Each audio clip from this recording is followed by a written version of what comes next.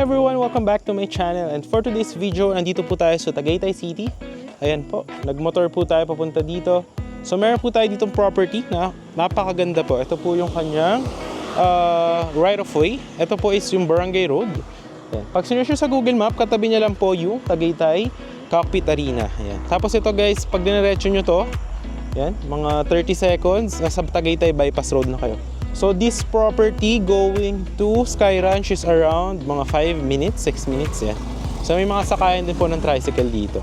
Yan. So puntahan natin yung property, no? So right now is 6 PM po. Ayan. So malamig po dito sa property na to. Ayan. Ito may daan din dito isa. Ayan. So tayo is nagmotor. Ayan.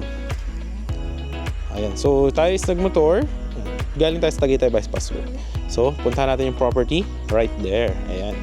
So ayan. So ngayon guys, habang naglalakad tayo is paliparan natin siya ng drone shot para makita nyo yung kanyang aerial shot that you will see here on 3, 2, 1. Here is yung aerial shot ng ating property.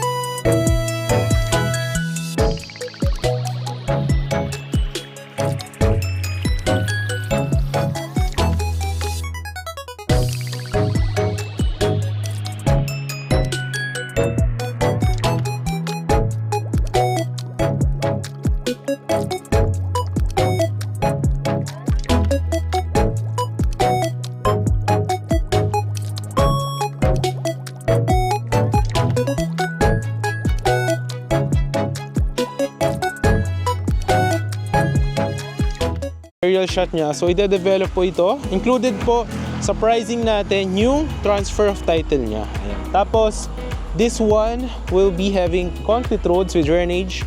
Ayan. So with the perimeter fences, with lines for water and electricity. Ayan. And Tagaytay City siya mismo. Kasama na yung price niya sa title transfer ng seller. Ayan. So tara, let's go. Ikutan natin yung ating property. So ayan. Ito siya, no? Ayan. Tuturo ko yung mga available lots. Ayan. So minimum cut natin is 250 square meter po. Ayan. Actually malaki yun guys. Nasa mga around 25 meters by 10 meters, no? Perfect for retirement if you are looking for an investment na mahilig ka sa malamig na lugar at tahimik. Ayan. So ito po siya. Alright. Dito guys, so diretso lang. Ito yung gagawing kalsada na right of way from the Barangay Road. Ayan. Malamig guys, no? Alright. So, doon tayo galing. And dyan. Sementohan yan dito. Going to this one. Ayan. Alright. So, yung mga available lots natin is andito. So, guys, andito na tayo sa mga available lots po natin. So, andito siya guys. Ayan, ito. Alright, makikita nyo. Ayan. So, pinyahan pa siya ngayon. Ayan, makikita nyo siya dyan. So yun yung mga available natin. Ang minimum cut is 250 square meter po. Ayan. So ito guys, naki-clear out yan. So dyan gagawin yung right of way kanina na nakita nyo. I-road clearing yan, diretso po dito. Ayan. Tapos yung mga available lots natin is nandyan po. Ayan. So pakita ko sa inyo. Ayan. Hanggang dun sa dulo guys, may available din na onti pa. Dito sa bukaan niya, meron ding available ng mga 250 square meter. Ayan. Tapos dito guys sa kabila, meron ding mga available. Kung nakita niyo sa drone shot natin, so yan, may mga available. Ayan guys, meron ding school ng college. Ayan o. Ayan. Guangming College. Ayan. So malapit lang kasi ito sa highway. Ayun naman yung LTE Tower. Tapos ayun yung barangay. Tapos andun yung linya ng kuryente. May LTE signal din po dito. Ayan. So yan. Few lots remaining. So few lots remaining na lang siya, guys. Ayan. Tapos nakita nyo naman yung drone shot niya. So yun yung kalakihan ng property. And ipapakita ko sa inyo kung ano ba yung makikita nyo after the development. Kung ano yung magiging itsura nito. Ayan.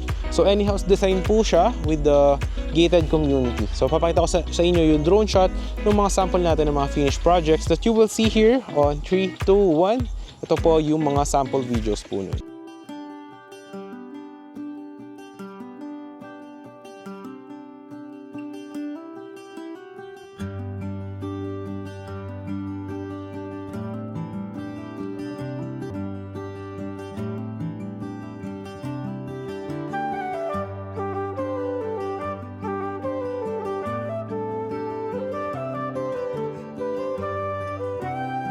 Videos ng mga tapos na nating mga projects. Yan. So ito po yung i-develop dyan. So affordable siya, and yan, kung naghahanap kayo ng mga property na perfect for retirement investment, you are an OFW, perfect na perfect to sa family nyo. Pwede na nyo rin siya ipamana. No? And yan, included na nga yung price ni seller sa pagta-transfer ng title. Yan. Tapos, yan, lapit nyo lang doon sa Barangay Road. Tapos, bypass road is around 30 seconds. So, papakita ko rin naman yung video from the Tagaytay Bypass Road going to this property. Tapos, malapit lang dito actually yung yung mga Balinsasayaw, tapos yung Sky Ranch. So, yan. Kasi Tagaytay City na to, Barangay Patutong Malaki po yan. So, malamig guys dito. Yan. Actually, parang magiging Korean skin ka dito. Charot.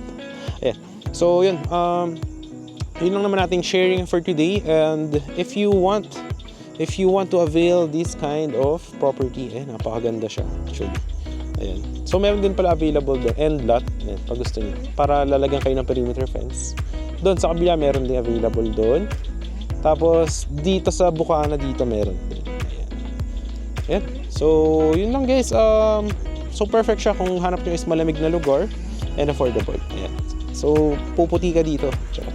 Para sa future, kapag na-develop siya, pwede any house design, tayuan mo ng siguro, lagyan mo ng pool or ng mini garden mo, yan. So, perfect na bakasyonan.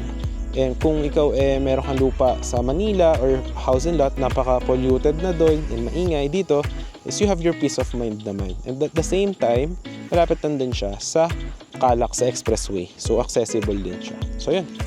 Yun, maraming salamat sa panonood guys, and if you do want this kind of videos, i-subscribe mo ating channel para lagi updated to our next upcoming videos. And syempre, yan, ipapakita na natin yung video from the highway Tagaytay Bypass Road going to this one. So yun lang guys, maraming salamat sa panonood, and God bless po sa lahat.